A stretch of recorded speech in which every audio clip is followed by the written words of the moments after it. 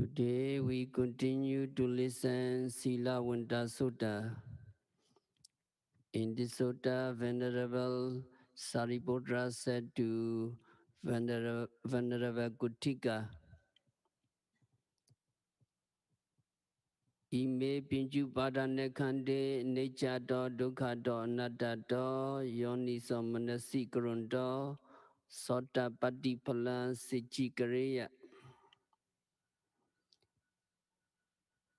If a virtuous bhikkhu sees the five aggregates of clinging as impermanent, suffering, and no self, and so on, there is the possibility that he may reach the stage of stream entry. And he become a Sotapanna.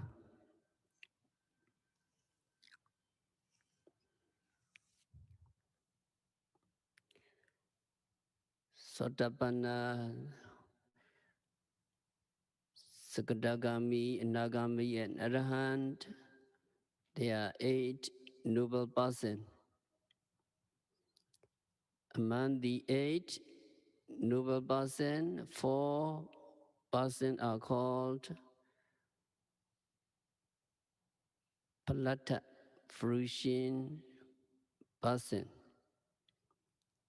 They are stream enterer, Sotapanna, once returner, Sakadagami, non-returner, Anāgāmi, and Arahant. So when yogi reach the stage of Sotapatti Megaphala,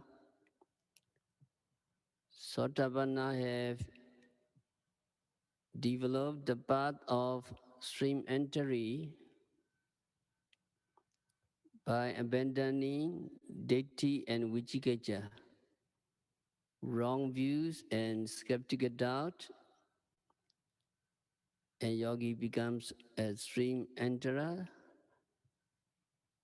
Yogi has escaped the rebirth, escaped from rebirth in woeful states. A yogi will be reborn at most 7 more times.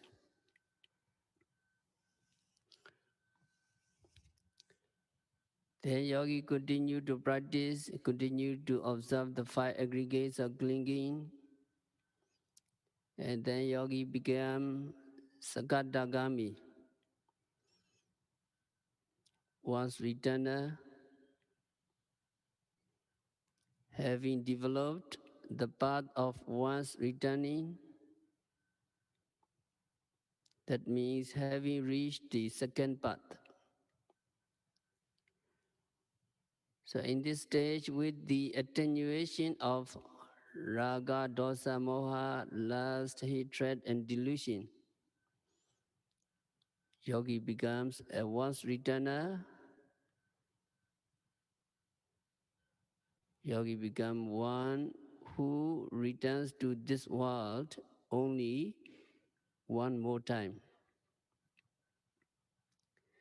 So this yogi, a once returner, does not eradicate any more of the mental defilements, but he attenuates or he makes much less raga, dosa, moha, lust, hatred, and delusion. By the first attainment, by the first mega path, these have been made weak. By the second mega, Sakadagami mega, mental defilements are made weaker. So the raga, dosa, and moha are very weak in a yogi who has reached the second stage. So he does not eradicate altogether any more mental defilements.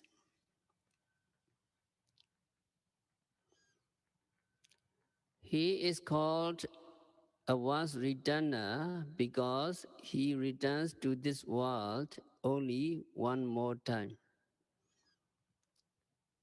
In this way, although attenuated forms of these mental defilements can stay arise in him, they do not occur often, and their obsessive force is weak.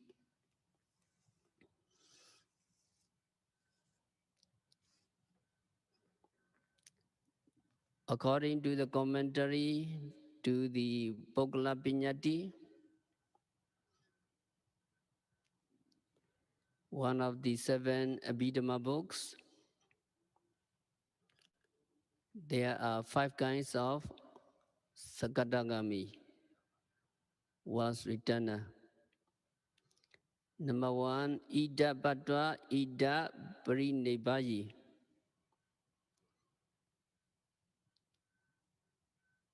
Yogi attains the fruits of once returning in the human world. So he becomes a Sakadagami in this human world, takes rebirth in the human world, and he dies, and then he is reborn as a human being and attains final nirvana there.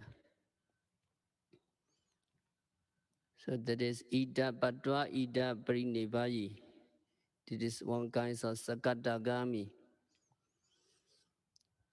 This yogi attains enlightenment in this world, is reborn in this human world, and becomes an arahant in this human world.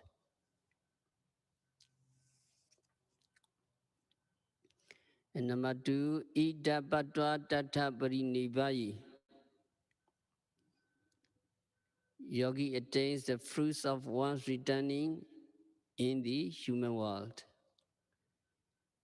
takes rebirth in a heavenly world, and attains nirvana there.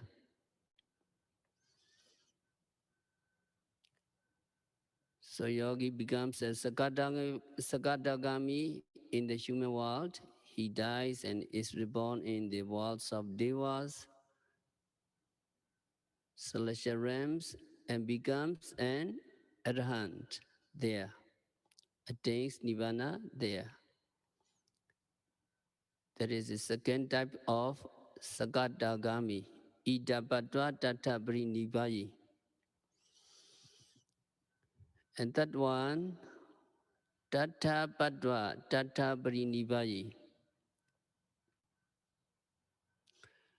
Yogi attains the fruits in a heavenly world, takes rebirth in a heavenly world, and attains final nirvana there. That means yogi becomes a Sakadagami as a deva, as a deity, as a celestial being. Then he is reborn as a deva and attains final nirvana there. That is Tata Patva Tata Parinebhayi, the third one.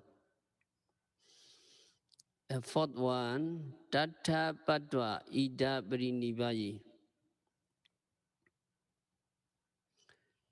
Yogi attains the fruits in a heavenly world, takes rebirth in the human world, and attains final nirvana here.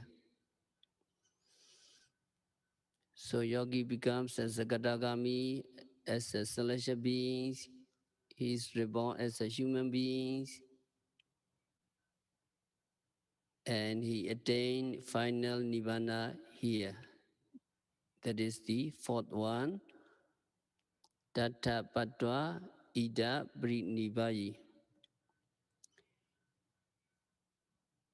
And the last one is Ida Patva Tata Parinebhayi.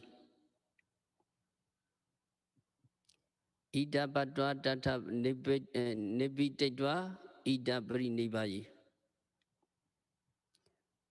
Yogi attains the fruits in the human world. Here he becomes a Sakadagami, takes rebirth in a heavenly world. So he dies here and is reborn as a Deva and pass the full lifespan there. He lives there as long as his lifespan and then takes rebirth again in the human world, where he attains final Nibbana. So that is the last one. Ida Badwa Tata Nibbadetwa Ida Brinivayi.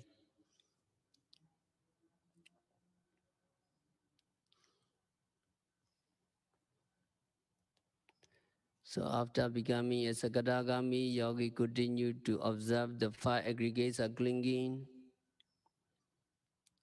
and then he became Anāgāmi, non-returner. Yogi does not come back.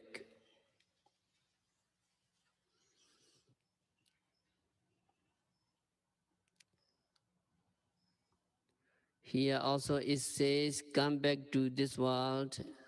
What world is that? Here we take it to be Kama Vajra world, not just the human world. Anāgāmi, non-returner, has fully eradicated Kama, Raga and Vyavada, sensual desire and ill will. There are three kinds of raga: Kama raga, desire for sense object; Rupa raga, desire for five material worlds;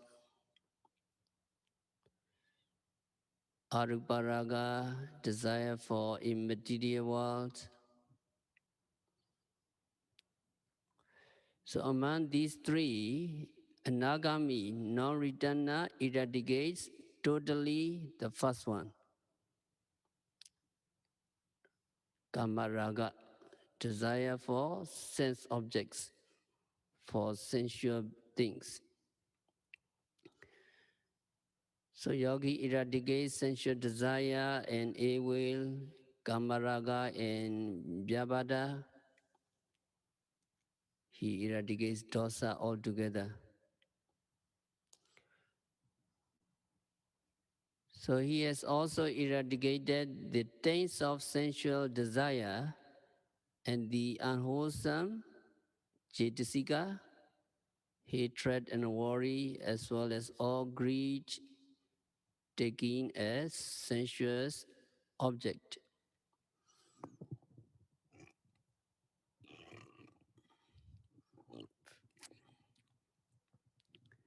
So he will be spontaneously reborn in the five material realms and there attain final Nibbana. It should be noted that while only non-returners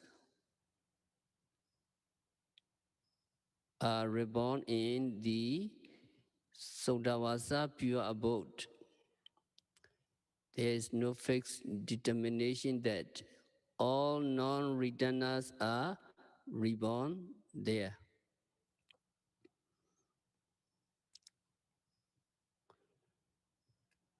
So we understand a Sotapanna can be a married person. He or she can still be a married person for Sotapanna. And what about a Sakadagami? He or she can still be a lay person And then Anāgāmi, what about an Anāgāmi? If he does not indulge in things, he can continue to live as a layperson, but he cannot live a married life, enjoying the pleasure of marriage.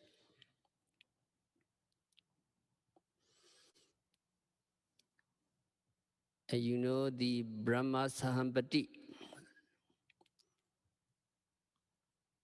Sahampati Brahma approached Buddha and requested to teach Dhamma to all beings. That is immediately after Buddha enlightenment.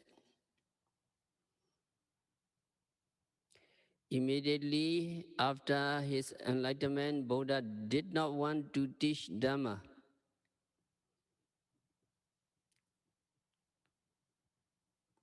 Because Buddha reflected two things. One thing is he reflected on Dhamma, and then he reflected on beings, and he deeply respected Dhamma. So the first thing, the Buddha reflected on Dhamma. In this way, Dhamma which I know is very profound. Dhamma is difficult to understand. It is so sublime and so conducive to inner peace. It is not accessible to intellect and logic. Dhamma is subtle and it is to be realized by wise people only. Then Buddha reflected on beings. Most of the living beings were mired in sensual pleasures. And that one, Buddha deeply respected Dhamma.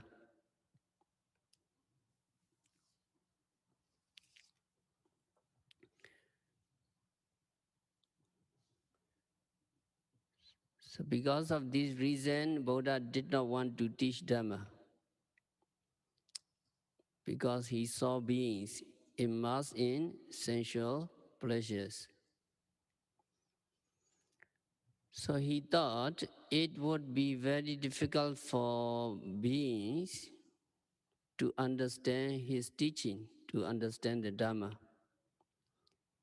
And so his mind bent towards not teaching the Dhamma.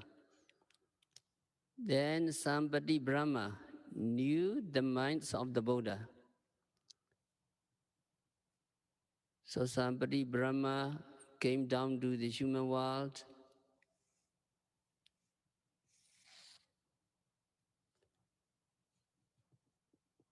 and he asked the Buddha to teach the Dhamma.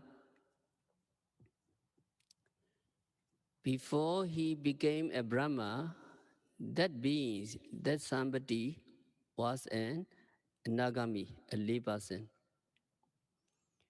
So Anāgāmi can continue to live as a lay person so long as he does not enjoy sensual pleasures or sense object.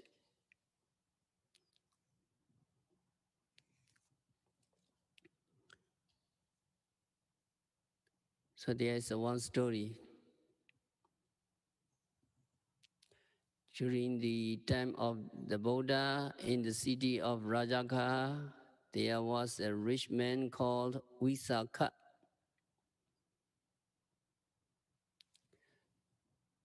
So understand the name Visakha.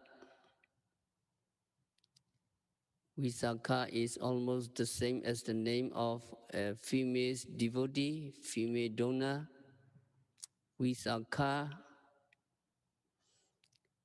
If the person is a woman, the name is pronounced Visakha with a long A. If a person is a man, the name is pronounced Visakha with a short A.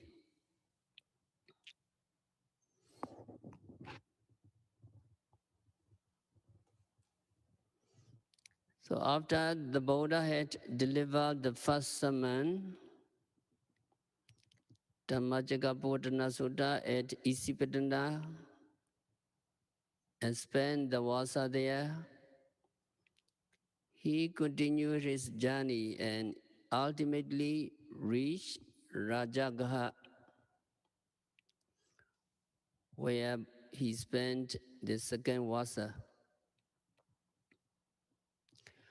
After reaching Rajagaha, he gave talks to many people, including King Bemisara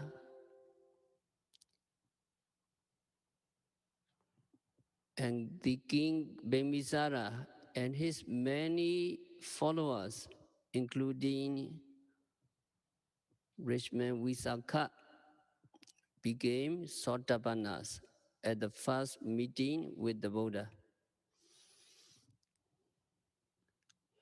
Later, Visakha listened to a Dhamma talk by the Buddha and became a Sakadagami. And another time when he attended a discourse, he became a Anāgāmi. So when he returned home after becoming an Anāgāmi, Visakha was changed. On other days, he would go home smiling and calling his wife. But on this day, Visakha went back home like a monk.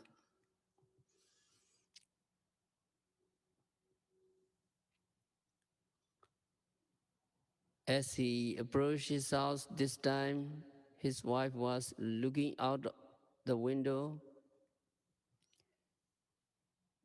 and she saw the strange behavior of Visakha. And she wondered what had happened to my husband. Does he want somebody outside or somebody had devices talk with him? She wondered. And when the husband entered the house, his wife offered her hand to him just as she did every day. But Visakha did not take her hand. He just kept his hands to himself. So the wife was disappointed. And then she thought, strange, I will know what is wrong when he eats. And at mealtime, Visakha did not eat at the same table with her. He took his food and went to another place and ate like a monk. Seeing this behavior, the wife said to herself, very strange. I will know in the evening. But at night, he did not enter the bedchamber. He went to another room and slept on a small couch. And so it went on for 2 or 3 days. When his wife could not hold back any longer, she approached her husband. Her husband asked, "Why do you come?" And the wife asked Visakha, what had happened to change you? And Visakha then decided that although it is not uh, it is not agreeable, it is not convenient to declare his own attainment, he had to tell her his attainment. If he did not tell the truth, she would die of heartbreak. And so Visakha said, I have attained the Dharma and can no longer live a married life. You have 400 millions and I have 400 millions, and now all of them are yours. You can do whatever you like with them. If you want to go on living in this house, you can live in this house, but you will be like my mother, or you will be like my sister. And he added, if you want to marry some other person, you are free to do so. Visakha said to his wife.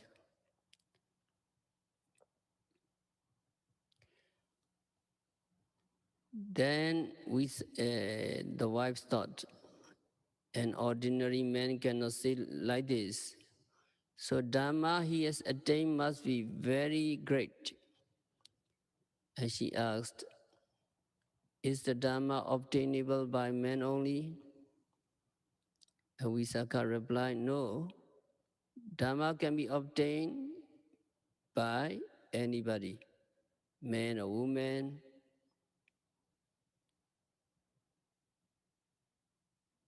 And she said, in this case, I want to be ordained.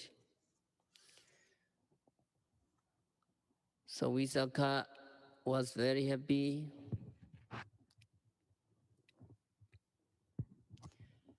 and arranged for her ordination. He informed King Kosala, got a palanquin, and gathered some other people, and with great ceremony took his wife to the nunnery where bhikkhunis lived. There he asked the chief bhikkhuni to ordain his wife. But the bhikkhuni thought he was just a man who was angry with his wife and was sending her to the nunnery. So the chief bhikkhuni said, dear man, you should tolerate an offense or two.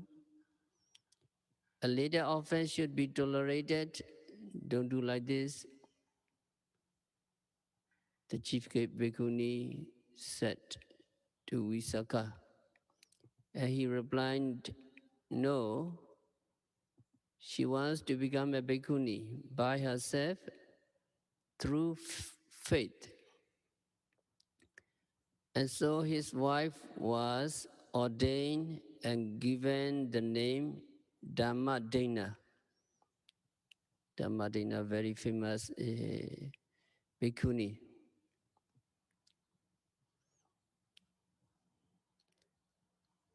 After her ordination, many people came to the nunnery, and Dhammadena did not get much time to practice. So taking her teacher with her, she went to another place and practiced meditation there. Because she was a gifted person and had accumulated paramis, perfection in her past life, it took her only 2 or 3 days to become an arhat. So Dhammadena returned to the city, and when her husband Visakha heard that she had come back, he thought, oh, she ordained, and after a few days, she now has come back.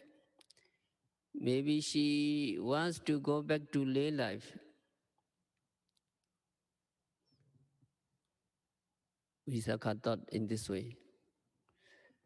So to test her, Visakha went to her and asked questions about the Dhamma. So their conversation is recorded in a discourse found in Michima Nikaya. His question was very deep, but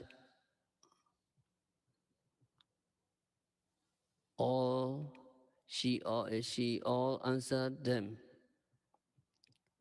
And he was so pleased that he went to the Buddha and reported her answers.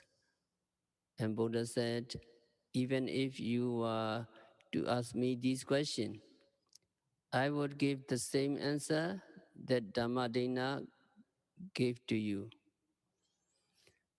So Dhammadena was very honored by the Buddha's words.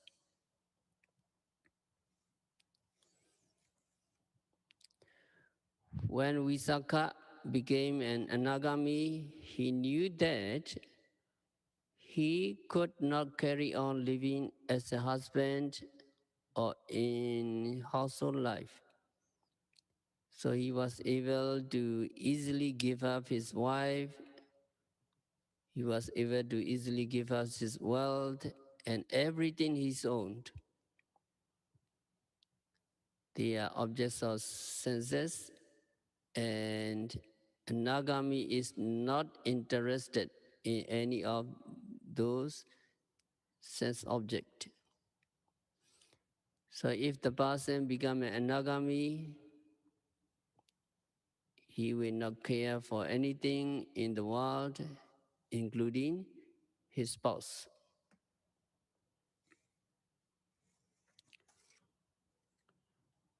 So the stage of Anāgāmi is the third stage of enlightenment. When a yogi reaches this stage, he eradicates desire for sense object and evil, kamaraga and vyabhada. He no longer has desire for things in the world and no longer experiences hate, anger, or fear. So the Anāgāmi is almost like an arhat.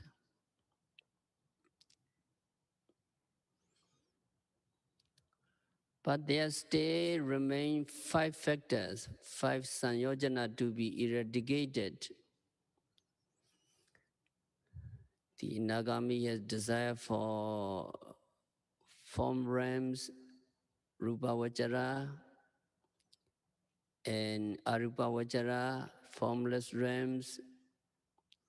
That means he has attachment to the existence of Brahma, which Brahma who have both mind and body, and also to the realms of Brahmas who have no physical body but mind body. So Anāgāmi state has desire for these 2 realms,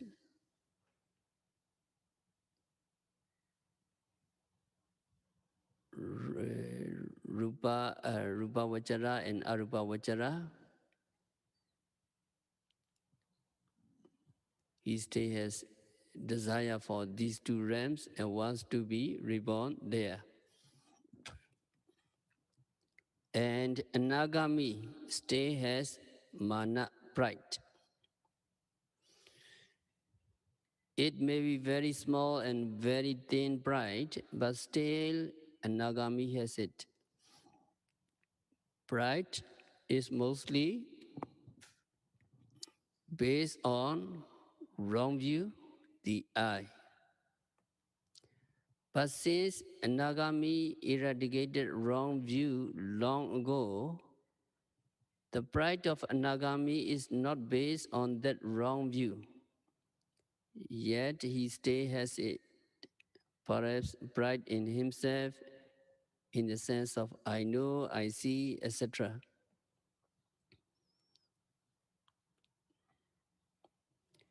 Anāgāmi has what is called udicca, restlessness. Restlessness here means the mind being unable to rest on the meditation object properly. When a yogi practices meditation, sometimes he cannot see the objects clearly. His mind is not distracted by other objects. It is on the meditation object, but he does not see it clearly. His mind is, as it were, a little away from the object, shaking above it. And though this restlessness or agitation still remains with the non-returners, it must be very weak and thin. Anāgāmi are described as those who have accomplished the fulfillment of samadhi. Samadhi samay paripurakari. Anāgāmi have accomplished the fulfillment of samadhi concentration. That means Anāgāmi are very strong in concentration. Although restlessness is the opposite of concentration, the Anāgāmi cannot eradicate it altogether. But his remaining udicca restlessness must be very small, and his restlessness of mind is not the body.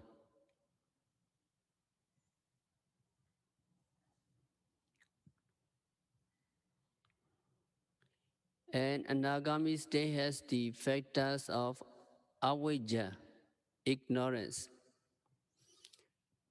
To say that Anāgāmi has ignorance sounds like insult.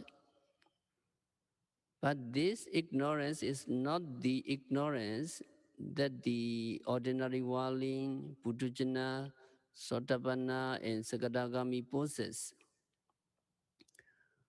Perhaps the ignorance of Anāgāmi is due to not knowing the true nature of form sphere realms and formless sphere realms, the realms in which he longs to be reborn. So a little ignorance, little avijja is left in Anāgāmi. Actually, the Anāgāmi have very few mental defilements left, so most of them are reborn in the Sodavasa or pure abode of the Brahma realms. So there are 20 Brahma realms. One of them is the realms of Brahma who have physical body only, but no mind, and 4 of them are the realms of Brahma who have mind only and no physical body. And the remaining 15 realms belong to the Brahmas who have both physical body and mind. Of these 15 realms, the highest 5 are called pure abodes, or the abodes of pure person, Sodavasa. Having reached the third stage of enlightenment, Anāgāmi have eradicated many mental defilements. and have no desire for sensual things. Anāgāmi are said to be pure beings, and so they are reborn there. Only those who get jhanas can be reborn in the worlds of Brahmas.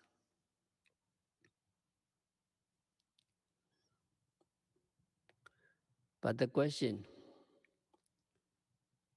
what if a yogi becomes an Anāgāmi without jhana? There can be those yogis who reach the stage of Anāgāmi without the attainment of jhana. It is said that since Anāgāmi are those who are accomplished in fulfillment of concentration, samadhi samay paripurakari, they are accomplished in fulfillment of concentration,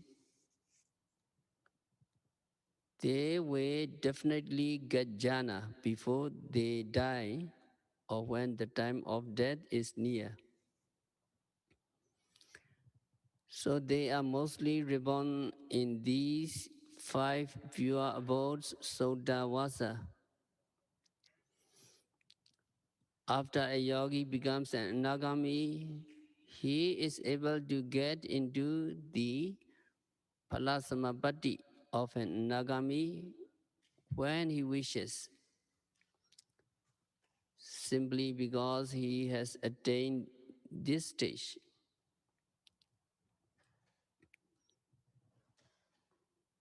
Now Venerable Mahakotika asks Venerable Sariputra, Friend Sariputra, what are the things that a bhikkhu who is a non-returner, who is an Anāgāmi, should carefully attend to?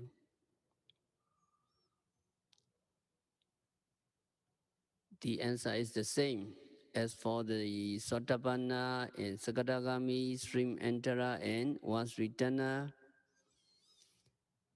Venerable Sariputra said, Friend Guttika, a bhikkhu who is a non-returner should carefully attend to these 5 aggregates subject to clinging as impermanence, as suffering, as non-self. Friend Guttika, when a bhikkhu who is a non-returner attends in this way to these 5 aggregates subject to clinging, it is possible that he may realize the fruits of arahantship. So there is the possibility that if an Anāgāmi practice vipassana meditation on the 5 aggregates of clinging, upadana, he will reach the fruits of arahantship and become an arahant. Even an Anāgāmi must practice meditation to reach the higher stage of arahantship. When he practices vipassana meditation to get into the phala samapatti, it is not difficult for him to enter. But when he tries to reach the higher stage of arahantship through the practice of vipassana meditation, he must go through all the different stages of vipassana.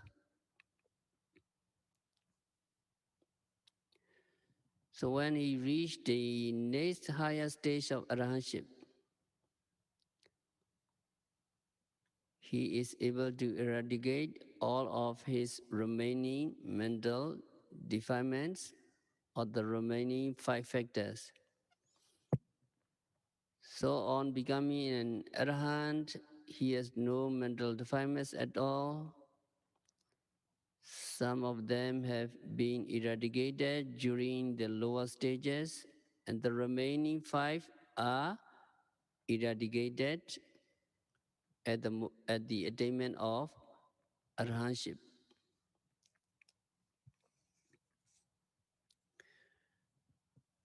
So in this way, an arahant is a person whose mind is totally pure of all mental defilements, kilesa. That is why arahant is incapable of becoming attached to anything. Arahant is incapable of getting angry even when there is provocation. Arahant is incapable of envy or jealousy and so forth.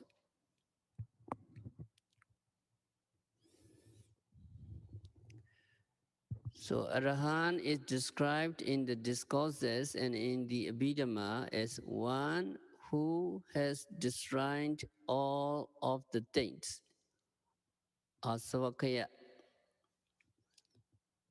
Taste means mental defilements. So one who no longer has any mental defilements in his mind.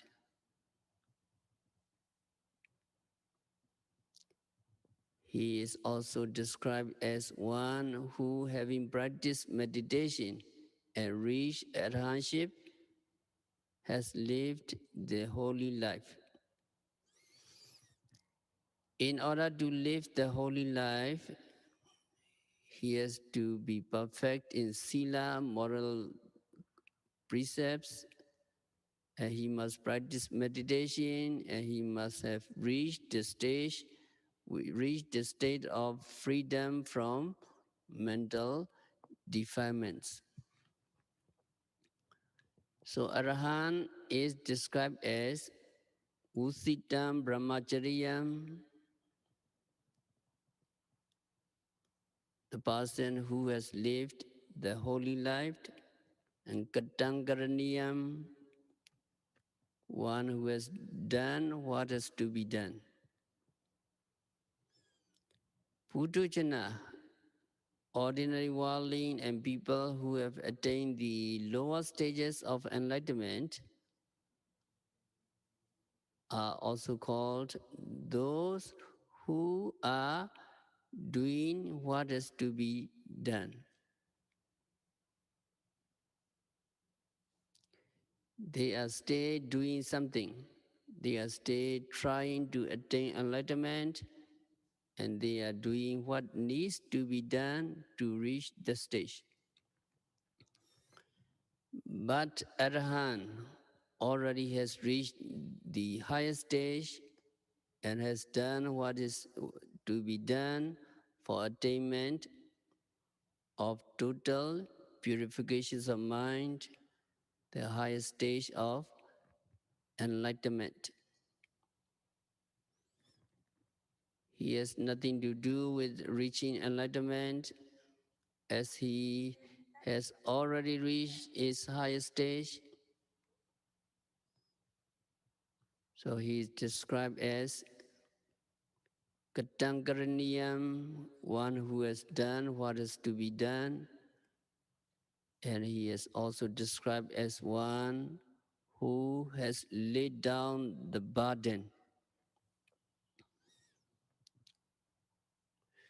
So aggregates, khanda, are described as burdens because when we cling to our aggregates,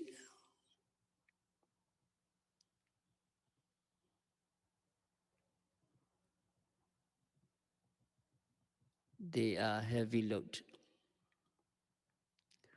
We have to take care of our body aggregates, we have to nurture them, we have to attend to them every day. So we carry a big burden when we are attached to the 5 aggregates. And kilesa, mental defilements, are also called burdens because they cause the burden of aggregates. And karma is also called burden. As long as we have karma, we will be reborn again and again. That means we will be suffering the burdensome five aggregates again and again. People who have not eradicated the mental defilements are carrying these heavy loads at every moment. Among the mental defilements, there are tanha, craving, and avijja, ignorance. Craving and ignorance, which are the roots of all existence. Since an arahant has destroyed all mental defilements, kilesa, he has thrown away the great burden of aggregates, khandha. He has thrown away the great burden of mental defilements, kilesa, and karma.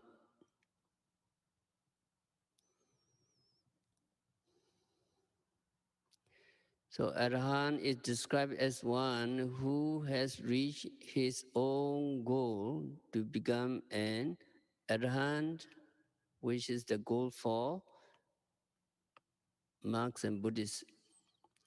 According to the teaching of Theravada, not everybody can become a Buddha. But Arahantship is practical and not so difficult as the path to Buddhahood. So a yogi who has reached arahantship can be called one who has reached his own goal.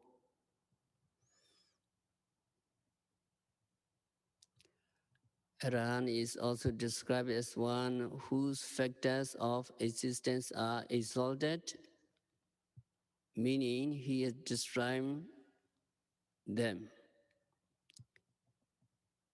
There are 10 mental factors such as sensual desire, evil, conceit, wrong views, adherence to rites and rituals, vicikiccha, skeptical doubt, asa, envy, micchiriya, avarice, avijja, ignorance, etc. They are called factors, sanyojana, because they bind us to the rounds of rebirth and connect one existence to another existence. So as long as one keep these mental states, one will endure a continuous chain of rebirths linked together by the factors. But the Arahant, having destroyed all 10 factors, all 10 sanyojana, he is free, he has none to bind him to the rounds of rebirths.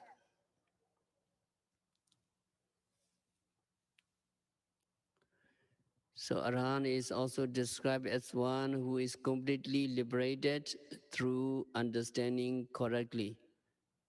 This means he has correctly understood the five aggregates, he has correctly understood the bases ayatana, he has correctly understood the dhatu elements, he has correctly understood the Satusicca Four Noble Truths. And he has understood that all conditioned phenomena are impermanent, suffering, and non-self. So Arhan understands all of these correctly.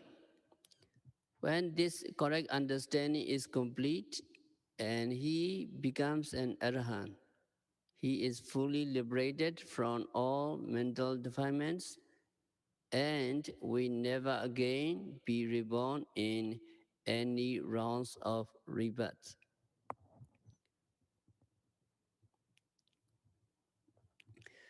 So this description of Arahant is found in many discourses.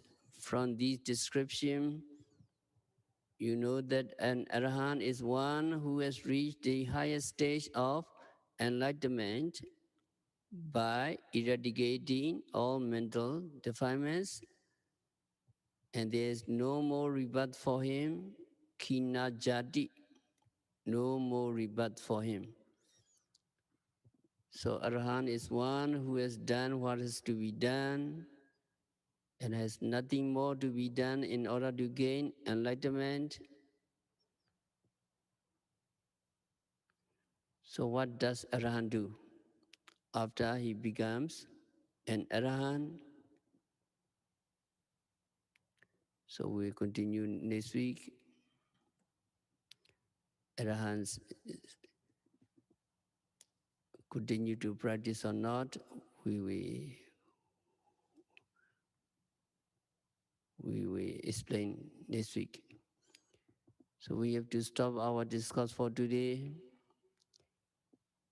By practicing vipassana meditation, by observing every phenomena occurring at the six senses, by observing the five aggregates of clinging,